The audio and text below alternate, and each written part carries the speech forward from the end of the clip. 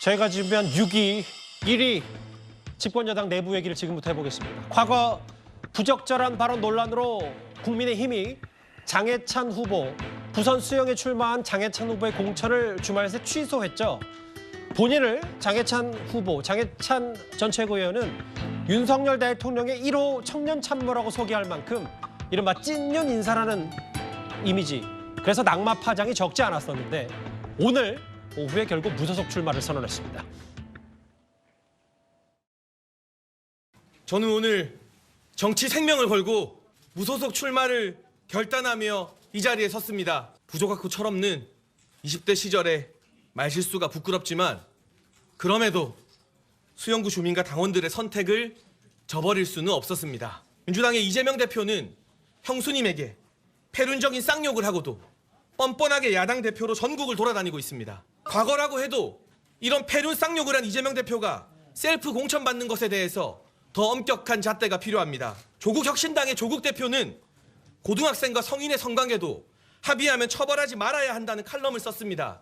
부족한 제가 어린 시절 말실수는 했을지언정 저들처럼 파렴치한 인생을 살지는 않았습니다. 검찰총장 시절 무소의 뿔처럼 혼자서 새로운 길을 개척했던 윤석열 대통령처럼 오직 수영구 주민들만 믿고 뚜벅뚜벅 걸어가겠습니다. 눈물을 보인 장해찬 후보에게 무소속 출마를 선언했어요. 윤기찬 부위원장님, 윤석열 대통령처럼 뚜벅뚜벅 걸어가겠다. 뭐 당에서도 여러 이 무소속 출마 과정에서 만류는 당연히 있었겠지만 본인은 결단을 했습니다. 어떻게 보셨어요? 본인은 아마 그 불가피한 선택이라고 생각했을 여지도 있어요. 예. 지금 나이가 이제 88년생이기 때문에 35인가 6 정도뿐이 안 되거든요. 근데 본인이 왕성한 활동을 해오면서 그간의 정치적인 자산은 많이 쌓아왔지만 모든 것을 한꺼번에 잃고 나서 본인이 이제 향후 행보 자체가 막히는 이 사태가 초래되거든요. 그래서 본인 입장에서 보면 본인의 당세 확장에 상당한 역할을 했고, 그다음에 본인의 언행이 부적절한 건 맞는데 예. 지금 출마자들을 다 비교해 보니까 본인보다 부적절의 정도가 강한 사람들이 출마를 해 있더라. 그리고 또 하나는 본인의 언행 대비 어떤 사람들은 행동이 상당히 부적절했음에도 불구하고 예. 그 사람들에 대한 국민적 시각은 그렇지 않더라. 뭐 이런 것들을 위안으로 삼고 출마 선언을 했는데 거기에다가 이제 판세 자체도 본인이 출마 선언을 하는데 어느 정도 영향을 미쳤다고 보는 것이 수영구가 무소속이 18대 이후로 2번 정도 있었어요. 아하. 같은 당끼리. 예. 근데 무소속에서 당선된 사례도 있고 예. 또 무소속에서 낙선된 사례도 있는데 그 얻은 득표율이 상당합니다. 예. 그래서 아마 그런 역대 수영구의 결과 등도 참고해서 본인이 정치적인 자산을 유지하려는 목적 또는 본인의 앞으로 행보를 뚫어야 될 거 아니겠습니까? 예. 그런 차원, 그다음에 본인의 당세 확장을 위한 여러 가지 어떤 공로 이런 것들을 다 감안해서 결정한 것 같은데 예. 어쨌든 당 입장에서는 상당히 우려스럽죠. 그렇죠. 당에선 앞으로 고민이 많을 것 같은데 무소속 출마를 선언했습니다. 장해찬 후보, 국민의힘 공천 취소된 이후에 오늘 다음 화면 보겠습니다. 근데 아까 장해찬 후보, 장해찬 전 최고위원이 얘기를 하면서 이런저런 비유를 든 게 서영주 부대변인님. 네. 이재명 대표는 패륜적 욕설을 형수에게 했다. 혹은 조국 대표, 과거에 고등학생 성인 성관계 합의하면 처벌하지 말아야 되는데 칼럼 썼다. 이준석 대표 얘기까지 하고 나 이들보다 파렴치한 인생을 살지 않았다는 비유는 어떻게 판단하십니까? 일단은 뭐 여러 가지 이야기를 하고 비유를 하고 야당의 대표적인 어떤 이번 출마는 사람들의 어떤 그런 막말을 끄집어내서 본인의 막말을 희석시키는 것이죠. 예. 그러니까 무소속 출마라는 거는 국민의힘에서 당이 결정한 거잖아요. 당의 결정에서 반해서 출마한다는 거는 엄청난 부담이지요. 예. 물론 이제 장해찬 후보 같은 경우는 본인이 선택해서 가는 거지만 명분을 만들기 위한 것이다. 예. 라는 것이고요. 그런다고 해서 본인의 막말이 정당화되겠냐? 그건 아니잖아요. 그냥 각각의 막말이 존재하지만 본인의 막말이 이걸로 인해서 희석되지는 않는다라는 것이지만 결국 저는 이 장해찬 후보의 무소속 출마의 변을 좀 봤을 때 예. 한동훈 비대위원장은 잠시 있을 사람이고 국민의힘은 결국 윤석열 대통령의 당이다. 그래서 보면은 검찰총장이 윤석열 예. 대통령처럼 부수 이렇게 뚜벅뚜벅 가겠다는 거거든요. 나는 윤석열 대통령만 보고 가겠다. 한동훈 비대위원장의 국민의힘이 나를 버렸어도 나는 윤석열 대통령을 믿고 출마하겠다. 그런 거거든요. 예. 그래서 잠시 머물 한동훈 국민의힘보다는 오래갈 윤석열의 국민의힘에 의지해서 출마하겠다는 그런 의지들이고요. 지금 현재 뭐 이재명 대표, 조국 대표, 이준석 대표 끄집어내는 것은요. 당연히 부산에서는 보수가 직결해서 예. 본인이 잘 싸울 수 있는 사람이라고 어필해야 될 거 아닙니까? 저는 그런 부분에서 예를 들었다 그래 보고 있습니다. 그러면서 본인 살아돌아오겠다, 복당, 그러니까 당선된 이후에 복당하겠다는 입장까지 내비쳤는데요. 그런데 과거에 총선 초반 판세 때 한동훈 비대위원장이 이 말을 잘라 말한 적이 있습니다. 한번 들어보겠습니다. 국민의힘을 너무나 사랑하기 때문에 가슴이 아픕니다. 잠시 당을 떠나지만 수용구 주민들과 함께 승리해 반드시 돌아가겠습니다. 국민의힘을 향한 제 마음은 조금도 변하지 않습니다. 사랑하는 우리 당에 부담을 주지 않을 수 있어 감사할 따름입니다. 반드시 승리해 국민의힘으로 돌아가 웰빙 정당을 전투형 정당으로 바꾸겠습니다. 무소속 출마하는 본인의 어떤 선택이지만 예를 들어서 과거처럼 당의 입장에 반발해서 무소속 나갔지만 설령 당선된 다음에 다시 복당한다. 이런 생각이라면 저는 그런 일을 절대 허용하지 않을 것이라는 점을 말씀드립니다.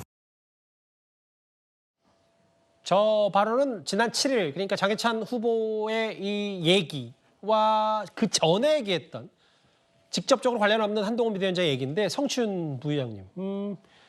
한동훈 비대위원장이 잘라서 말했던 적이 있고 본인이 윤석열 대통령의 대선 캠프부터 같이 한솥밥 먹었던 1호 청년 참보다라고 해서 승리에 돌아가겠다고 얘기했기 때문에 이게 누군가는 또 이 당정 관계 혹은 윤 대통령과 한동훈 비대위원까지 확대해서 그렇게 보는 시각도 좀 있는 것 같더라고요. 부담이 될 수밖에 없죠. 그래서 저는 오늘 이 무소속 출마가 장예찬 후보가 친윤 정치인에서 친윤 호소인 정치인으로 선언한 날이라고 봅니다. 왜냐하면 윤석열 대통령에게도 부담이고 당에게도 부담 아닙니까? 예. 어떻게 대통령에게 부담을 주고 당에게 부담을 주는 사람이 친윤으로 분리될 수 있겠습니까? 그렇기 때문에 저는 그런 사람들, 친윤을 이야기하지만 뭐 민주당도 마찬가지입니다. 친땡을 호소하지만 사실상 부담을 주고 피해를 주는 사람들을 그냥 호소인일 뿐이라고 얘기하는데 예. 장예찬 후보 역시 무소속 선언하면서 그렇게 된 것이라고 보고요. 저는 글쎄요.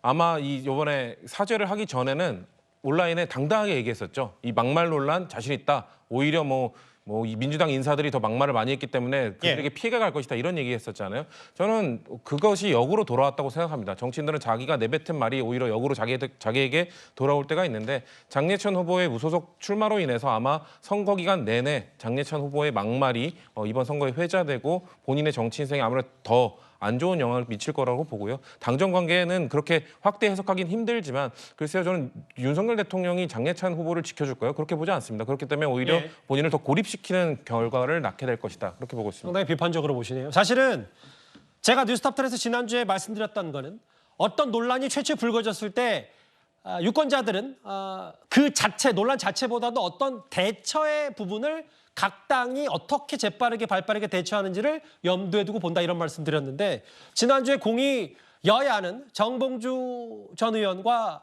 도태우 후보를 공이 공실에서 배제했고 주말에 화두가 됐던 건 바로 여기 나와 있는 장해찬 전 최고위원과 양문석 후보인데 장해찬 전 최고위원의 공천을 취소한 국민의힘이라면 반면 민주당은 일단 이재명 대표는 양문석 후보를 안고 가기로 결정을 한 듯하죠. 국민의힘에서는요. 그 도덕성 문제 우리가 민주당보다 좀 더 낫다 이런 전략 지점으로 삼고 있습니다. 그 화면도 보겠습니다. 민주당 내 뿌리 깊은 천안함 막말은 국민적 아픔에 거듭 상처를 내고 분노를 일으켜왔습니다. 권칠승 수석 대변인은 최원일 전 함장을 향해 무슨 낯짝 운운한 것도 모자라 부하들 다 죽이고 어이가 없다라며 거칠디 거친 폭언을 쏟아냈습니다. 천안함 장병과 유족들을 비롯하여 마음의 상처를 받았을 모든 분들에게 깊은 유감의 말씀을 드립니다. 이 같은 막말을 두고도 장경태 의원은 군인이라면 경계 실패에 대한 책임감도 있다라고 옹호하기까지 했습니다. 그냥 혼잣말 이렇게 하신 걸로 저는 이해하고 있습니다만 군인이라면 경계에 실패하거나 침략을 당한 것도 어찌되건 그 부분에 대한 책임감도 결국 있습니다. 천안함 막말 인사는 또 있습니다. 게다가 음모론자이기도 합니다. 인천 부평구 갑지역에서 공천을 받은 노종면 후보는 영입인자로 민주당에 합류할 때부터 천안함 음모론 관련해 논란이 됐었습니다. 이현주 의원님 이런 것 같아요. 뭐 아까 서영주 비대위 말 맞따라 각자의 논란은 각자 논란대로 처리하고 평가하면 되는데 국민의힘 생각은 그럼에도 일단 천안함 막말에 대한 후보들 혹은 출사표 던진 사람들에 대한 일단락이 되지 않은 문제를 계속해서 좀 의혹 제기하는 것 같고 있고요. 어떻게 보십니까? 네, 2010년 3월 26일입니다. 얼마 남지 않았습니다. 이 천안함 복침 있은 지가 이제 3월 26일이면 그날 밤 9시에 천안함이 복침이 됐죠. 그걸 결국 이제 그 14년여 동안 지금 진행되어 오면서 천안함에 대한 여러 차례의 조사, 국제 조사라든지 모든 것들이 이루어져서 결국 이 천안함은 북한의 의뢰에서 이루어졌다라고 공식적으로 결론을 내렸습니다. 근데 이 사실을 인정하지 않으면서 그동안 무수히 많은 음모론과 그다음에 괴담들을 이야기해 왔죠. 특히 그런 분들이 민주당에 꽤 많았습니다. 그러면서 이런 것들이 아직까지도 지금 계속적으로 이루어지고 있습니다. 특히 이제 천안함 복침 이 일이 얼마 남지 않았는데 이런 후보들이 여전히 민주당에서는 공천을 다 받았습니다. 그러니까 이런 걸 따져보면 사실 이제 이 공직자의 기준이라 이런 것들이 국민의힘이 너무 엄격한 거 아닌가 뭐 그런 지적도 있습니다만은 예. 특히 민주당에서는 잊을만 하면 항상 이 천안함 문제를 들고 나오는 사람들이 있죠. 특히 이번에 공천된 분들 보면 노정면 후보 같은 경우는 이분은 언론인 기자 출신입니다만은 천안함 복침을 말하는 언론은 다 가짜다라는 이야기를 했습니다.